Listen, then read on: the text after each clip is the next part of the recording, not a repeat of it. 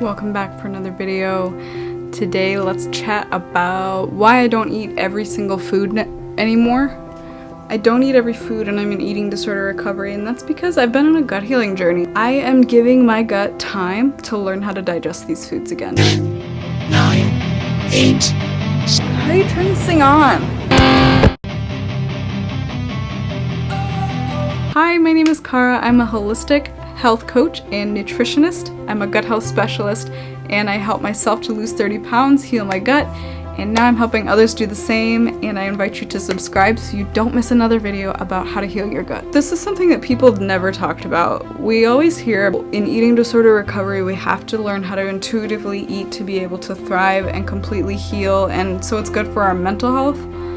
But nobody talks about you eat your food sensitivities, it can be bad for your gut health, and it can actually contribute to mental health disturbances. So we don't want to just go ahead and eat every food if we're sensitive to it. We have to figure out what we're tolerant to. And I think this is probably understood, like in the community, in the eating disorder community, but it's not really talked about. And so that was something that I felt like I had to navigate on my own. And hopefully that this video can help you if you're dealing with food sensitivities and just kind of like not really knowing how to repair your food relationship because of the implication, because of the obstacles that come with having food sensitivities and not being able to eat things like gluten and dairy and soy and corn, and the list goes on, right? So I'd say as a person who's intolerant to casein and whey from dairy, I'm not intolerant to the lactose. However, whenever I have lactose-free dairy products, I still digest them better.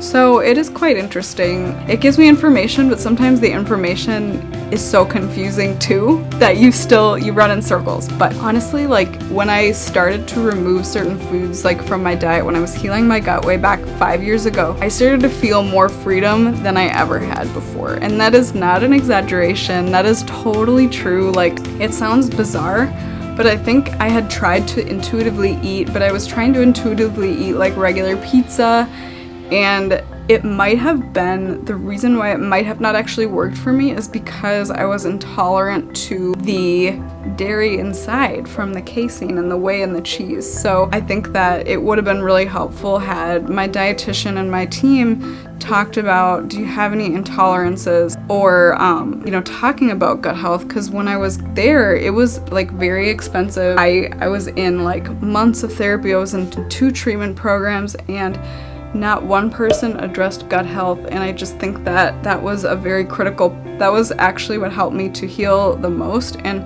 actually swapping my sugar.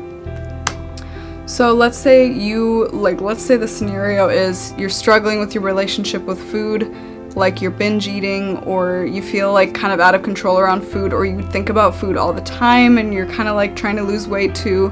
The thing is, it could be 2 things. So it could be that you do need to go through like food exposure to the things that you're not letting yourself have, because you could be under eating. You could be under eating calories, macronutrients, and that could be causing you to actually feel like you're going crazy around food. But then if you're eating your food sensitivities and your gut is imbalanced, that could also be contributing to the problem. So what you really want to do is you want to take care of both, right?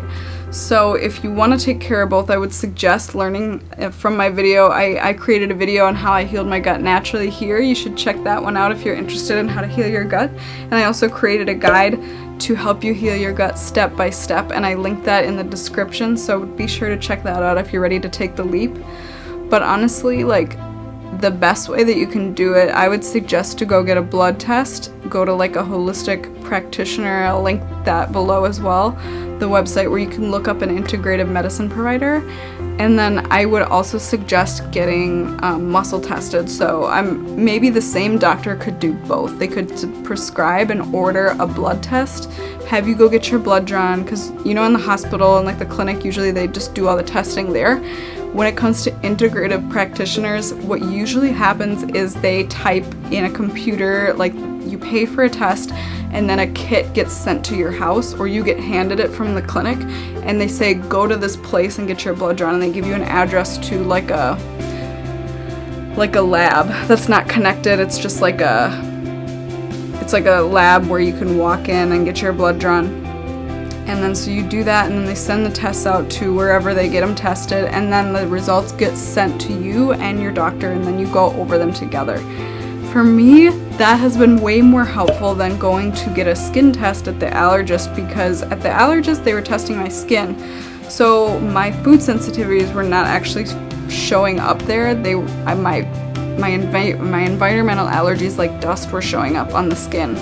Because that makes sense, right? Dust comes in contact with your skin, then you breathe dust in. It can cause you to have like issues with, narrowing nasal passage and stuff like that. But when it comes to food, like we eat food, we don't rub food on our body.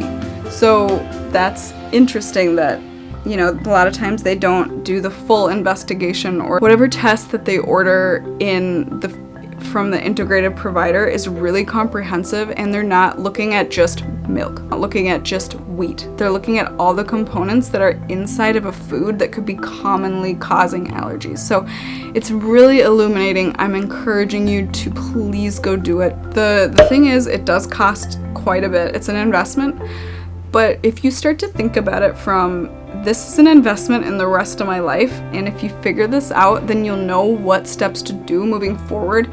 And especially if you're struggling with your relationship with food, it's way better to do this than just to go full force into an elimination diet without help from a professional.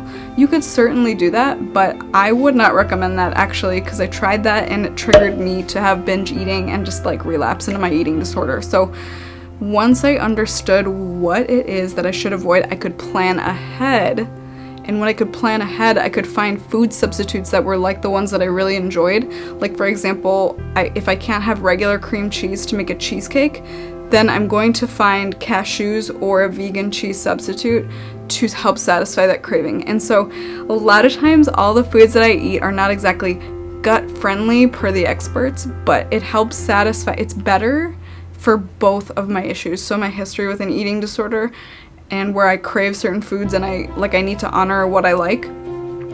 But it's also helpful for my gut microbiome because I can eat mostly gut-friendly foods, and some of the other foods like vegan cheese, which may not be exactly as friendly to the gut microbiome, I'm not having those as often, but having that instead of dairy is actually better for me. It's all a balance. So that's how that really helped. And then switching my sugar from like white sugar, regular sugar, to like monk fruit extract, allulose, stevia, those types of things, and having those kind of in like moderation when I'm baking my own treats. And I've tailored those to meet my needs and my gut health needs too.